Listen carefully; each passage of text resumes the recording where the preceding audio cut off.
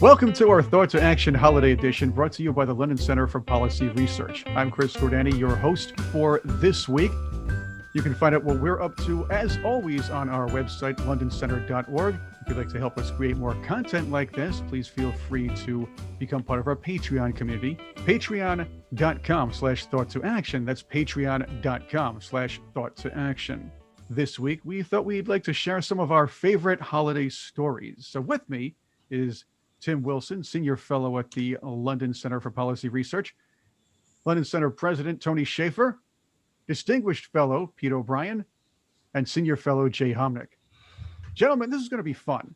We did a lot of serious subjects over the years. We just started this video series podcast, but I thought we'd maybe share some holiday stories from wherever you were in the past, some of your favorite times during this part of the year. Tim, how about you? Let's start with you. Thanks, Chris. It's a time of year which I've loved, obviously, like many of us, since I was a little child. And being asked to do this made me think back a long way back to 1977. I was a newly commissioned second lieutenant, and I'd been run ragged for 4 years before that. And I managed to jump on a train from London up to the north of England, which is where I was from at the time, to go and see my parents. And the train was a late night flyer that took off from King's Cross at 11 o'clock at night and pulled in towards my home station of Newcastle upon Tyne at about 3:30 in the morning. The problem was it didn't actually pull in. It stopped before that because of signals on a bridge over the River Tyne. And it turned out that the points were frozen. So for 4 hours on Christmas morning, from the small hours through to mid-morning, I was sat on a bridge in sight of my home station. And it just made me reflect on how other people work at Christmas as well. And I am so grateful to all of our first responders who, because of their dedication, because of their willingness to serve the community, spend their Christmases doing things that most of us wouldn't actually think of doing. And therefore, I wish all of them in particular a very Merry Christmas, and to everyone concerned, may you have a peaceful and joyous Noel. Tony, you've had a lot of experiences over the years, and I'm sure you had to do some pretty cool and fun things during the holidays as well. I'm sure all of you have, but I've always wanted to hear some of your stories. So let's hear one. I'm not sure if going to a porta-john in 26 degrees weather in Bagram is really a great Christmas story. But it is true. It has the benefit of being true. So I think I'd rather talk more about something cheerful, like what Santa Claus does. So I've always thought of us, to be honest here, since this is a think tank event, I've always thought of us as a think tank of a kind of like, if you remember the Christmas story, the island of misfit toys. That's us. And I think no, it's serious. You guys think Okay. I'm not actually I'm with laughing. you. I think it's, you got all these, you got Yukon and Henry and Cornelius. I mean, we're all here in different forms. It's a great Christmas story. And for those who have not seen it, I recommend you see it. It's a great story. But so back to the point, I think so much of the benefit of being an operative was it being able to be in some pretty exotic locations over the holidays. And a couple places which I remember being in, which was notable, is Germany. One of my favorite memories is over the holidays of the mid 80s is being out in Germany where I was actually undercover. I was very young. I was back in my early 20s. And it was nothing better than being able to kind of run around all these villages in Germany. Everything was covered in snow. I was able to drink Glühwein. For those who have not had Glühwein, it's a great memory to have. Glühwein is good stuff. And it's great. and being undercover. And I'll never forget. I'll never forget being in this little village called Biedenkopf and watching all of these M60s and M113s armored just kind of going through. So it's a great memory. You know, it's not Santa Claus, but it's a great memory. And I just remember thinking about kind of how interesting it was to be watching this kind of falling snow and these holidays as we're doing all these military exercises. And it was kind of cool. But another benefit of being an operative was, and I think Pete knows what I'm talking about, is going to Seoul to Pete, what's that place just outside of the facility there, the town in Seoul? It was. You mean Itaewon? Itaewon, yeah, Itaewon. So one of the great things about being an operative, I'd have to go to Seoul to. God, I'm blanking. What was the military facility there? I'd fly in. Yongsan Garrison. Yongsan, and so right outside the gate, you could go do amazing Christmas shopping. You know, you could get all this fake stuff like Louis Vuitton and Coach, and man, it was great. You go in there with $500, you come home with, you know, looks like $10,000 worth of stuff. Isn't it great? Am I not telling you the truth here? Rolex watches. Yeah, got a whole armful of them. Yeah, I could give out Rolex watches, you know, at $10 a pop. I could give out, you know, $100 of those easy. Everybody thought, you know, great. Does anybody else have a Zippo collection? Yeah. Send me some plane tickets. Yeah. So anyway, so that's one of the benefits of having run certain operations we can't talk about, but Pete knows what I'm talking about. But it was great. So that, and then going to Seoul to watch, you know, I had to go to Seoul during the same period, and over there everything is opposite. I'll never forget, and I was there in '94. And I had to go downtown I was there at, oh my goodness, I'm blanking and all this stuff. Anyway, it was downtown, and the new Sano. Remember that, Pete? The new Sano? Oh, yeah, the new Sano. Yeah, Tokyo, yeah. Right. So we were down there in that area of town, and I went all the way downtown, took the train downtown, and I never forget, and this was the 90s, and I had to go in there, and I went to Johnny Rockets in downtown Tokyo during Christmas for a meal. $26 for a hamburger, fries, and a drink. And this is in 1994 money. That's when, you know, that's like $100 today. So anyway, I had to have, you know, mostly fond memories of doing stuff. And I've always been grateful about the fact that we have a peaceful Christmas, that we, as you know, within our respective spheres, the hard work and devotion to duty that our troops have made over the years. And I don't buy into this whole imperial thing. I mean, look, I think the British United States and other folks who have Western values, the Israelis, I don't think Western values are a bad thing. It's just that like any civilization, you have good and bad points about it. And do I believe that we've overly militarized at times? Yeah, I think we have. But for the most part, that militarization and the strength created after the post-World War II environment is what's kept the planet mostly safe. So I'm grateful for everything you all have done, all of us on this Zoom call, as well as the overall devotion to duty of the West, of NATO, of the Israelis, of our side. Because if it wasn't for our side, I think you would see great and continued slavery, subjugation. Some of those things still go on, even with what we have. But I think for the most part, we should be grateful for all the different religions which seek peace, want stability, and want to see the human race thrive and do great things. So I'm grateful for that.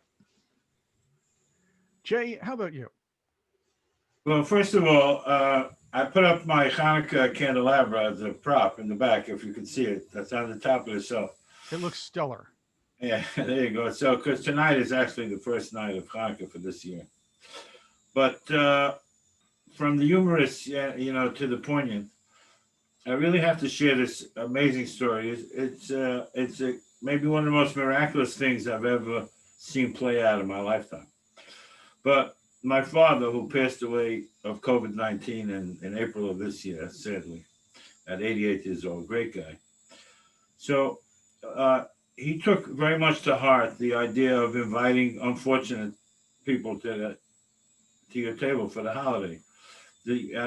One of the great short stories by O. Henry is about the old gentleman who every year for Thanksgiving invites this bum on a park bench. And then this one year, the guy got pulled into Salvation Army and they fed him already. So he's really full, but he can't. He feels like he can't turn down the old guys. He's stuffing himself, even though he ate already. But that kind of attitude towards holidays is very much in the Jewish tradition. The great Jewish thinker Maimonides said that a holiday without a guest is not holiday joy, but stomach joy. So, so it's very much part of it. And my father, I have to say, he was a really holy man in this respect. He used to invite every holiday this old friend of his that he went to school with from Chelsea, Massachusetts.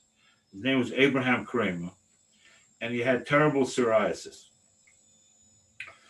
So he would come to our table, and I'll be honest, today, I couldn't do this today. I could not invite a man who looked like that to my table today, but he would have horrible outbreaks of psoriasis.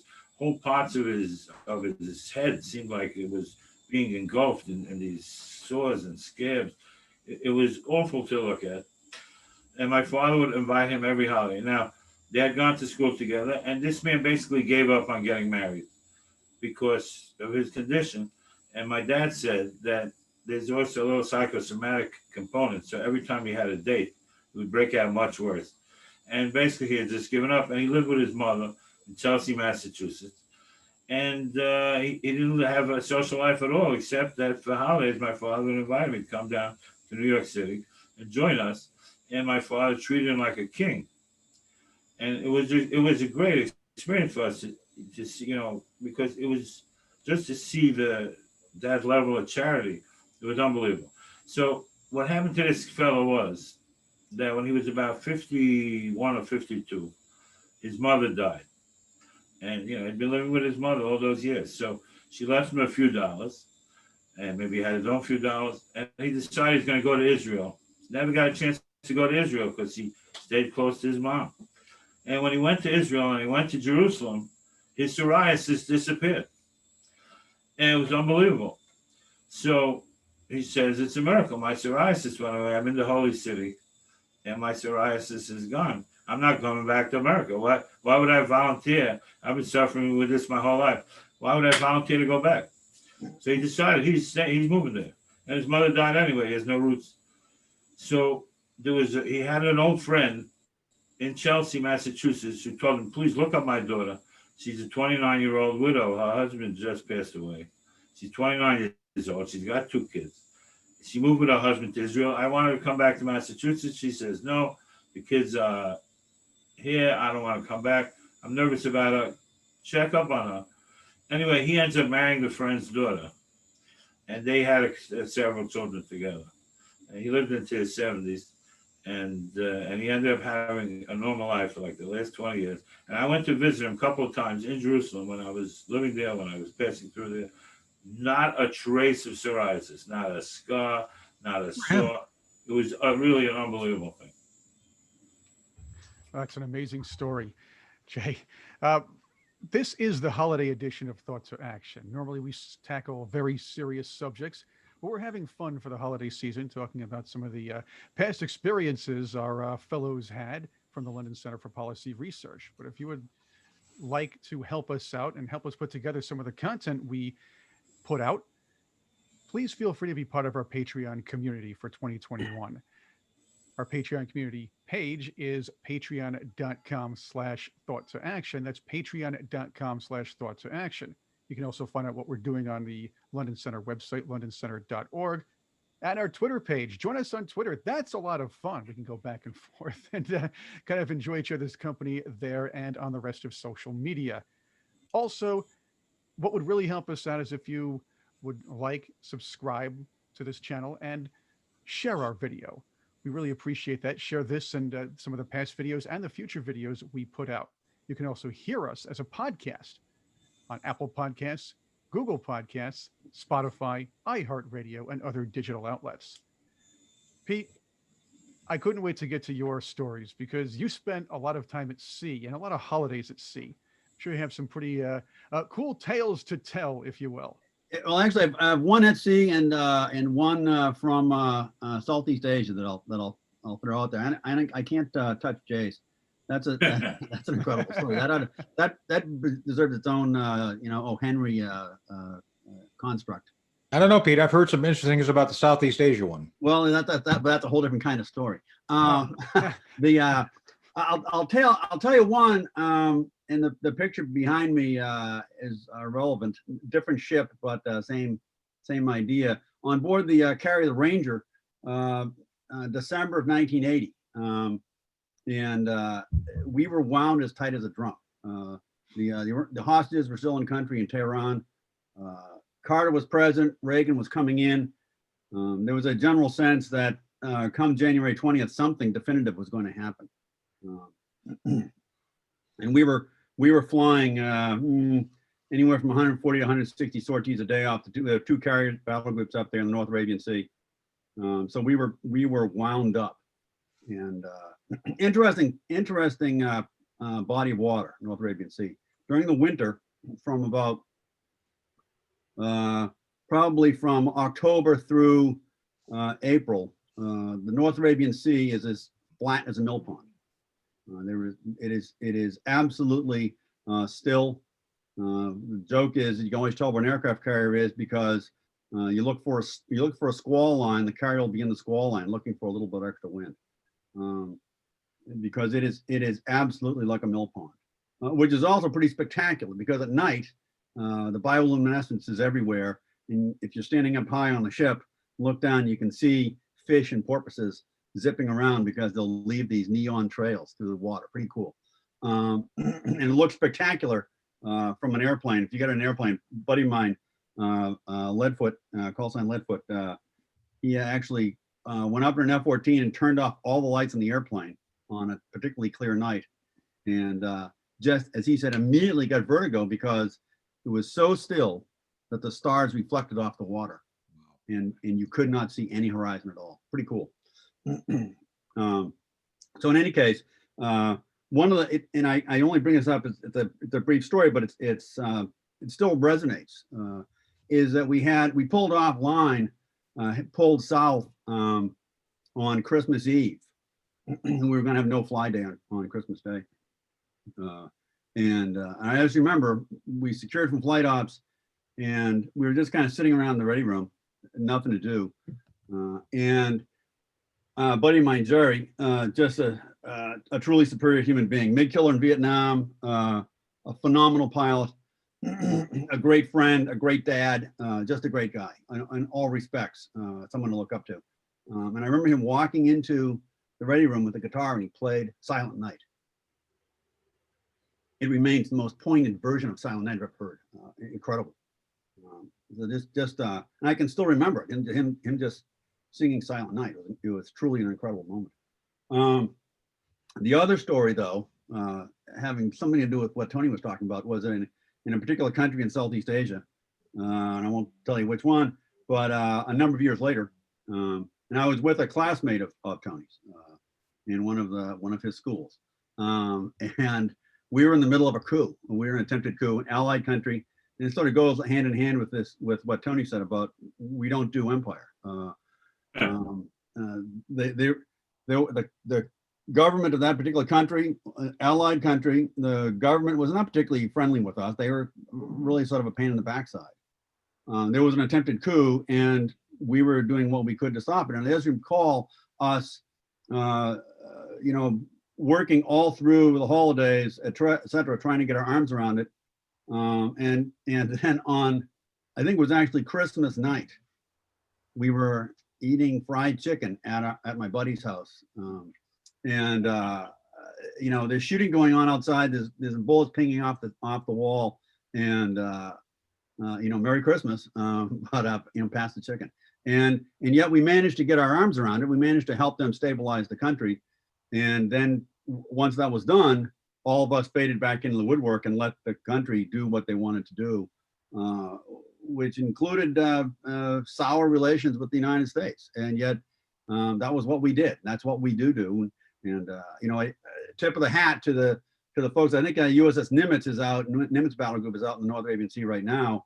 But there are U.S. task groups of various types, Army, Navy, Air Force, Marines, as well as our allies, the Brits in particular, and the Australians, who are all on duty right now. And, you know, they're going to be on duty in Christmas, and they're going to be on duty in New Year's. And sometime in January, February, they'll rotate out, and some new guys will come in, and they'll stand the watch for another 6 or 7 months. And it's invisible to most people, but the fact of the matter is there are folks doing it, and God love them. Yep. Quick, if I may, I'll jump in and just ask quickly, what's the most exotic places or the strangest place or whatever you've ever spent Christmas, guys?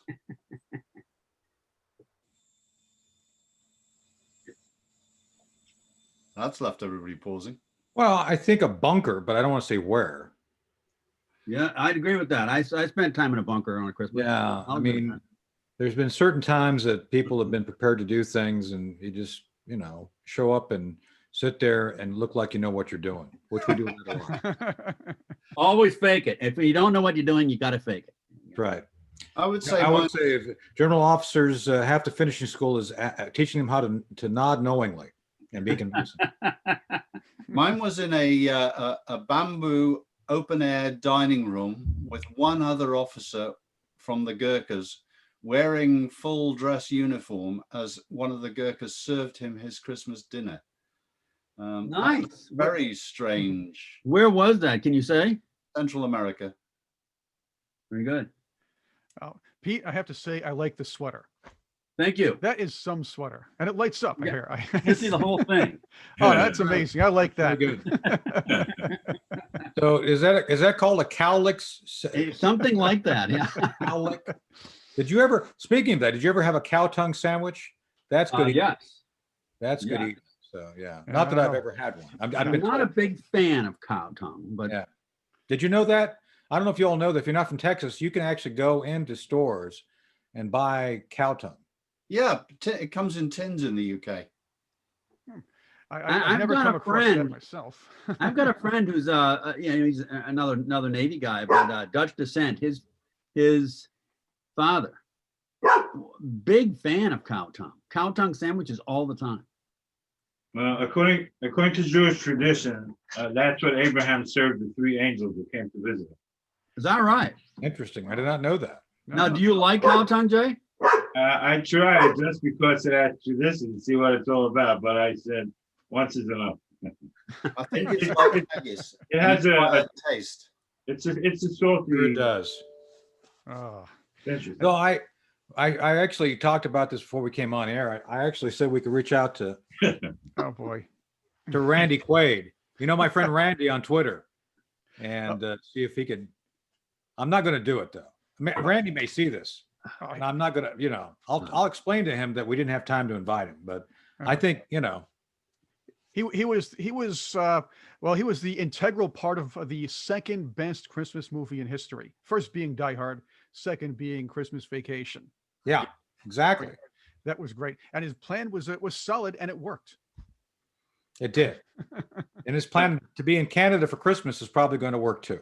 That's a possibility. But you can always watch Kingpin Shout on out any. to Randy. Well worth it.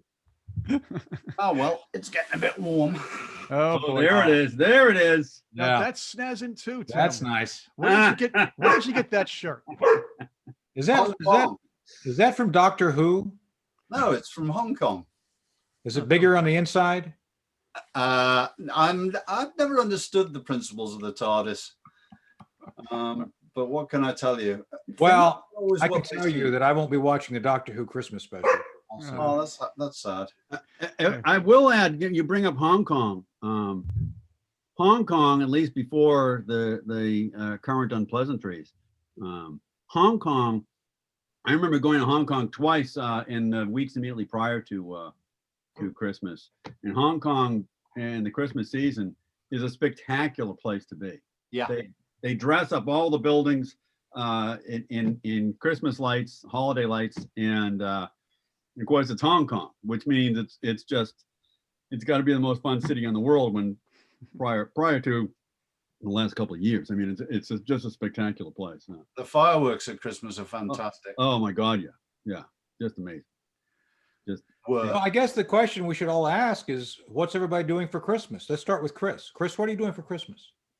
Well, I'm we're going to my sister's house. It's a trick question. See, I caught him on. Our family usually goes to my sister's house and gathers in, talks with the family, has a lot of fun. We have some fine ales, some dinner, and exchange gifts. Not exactly as exciting, but a nice, relaxing Christmas can be a lot of fun. Really. Yeah. Is Governor Cuomo all right with that? Well, I don't tell him. Let's put it that way. I used to enjoy, though. We used to go to our my Uncle Freddie's place back when we were kids, and it was when I was much younger. My brother and sister, my family used to go there. The entire family used to be there. They'd set up a table. They actually built an extension to the house to accommodate everybody for the holidays, it seems. But we always had a nice time over there. And then every once in a while, my Uncle Freddie would stop the conversation at the dinner table and say, "So everybody, what do you think of the death penalty?" And we had fun with that. Yep. That's good. Tim Wilson, what are you doing for Christmas? Ever since a child, I've loved Christmas, so I will wake up early, dive under the Christmas tree, rip open my presents, watch my wife open hers, and then sit round for a short while before going out into the woods and playing with my new toys. And then we'll take a decent long walk. In years past, we've often been abroad for Christmas. This year, sadly, it's not going to happen. But basically, it's a traditionalish type Christmas. We'll come back from the walk, have a drink of something warming. In my case, Glenmorangie. Watch a bit of television, and then set the fire going and have a really nice Christmas dinner before collapsing in front of one of the classic movies like Die Hard. That's right. That is a Christmas movie. It is. Anybody for you? No argument. Movie. So, Which was the Run DMC Christmas Carol. Oh, Christmas in Hollis. That's what it's called. Yes. That's a good movie. That's a good movie. So, Jay, what are you doing for Christmas? Well, we got Hanukkah kicking in tonight.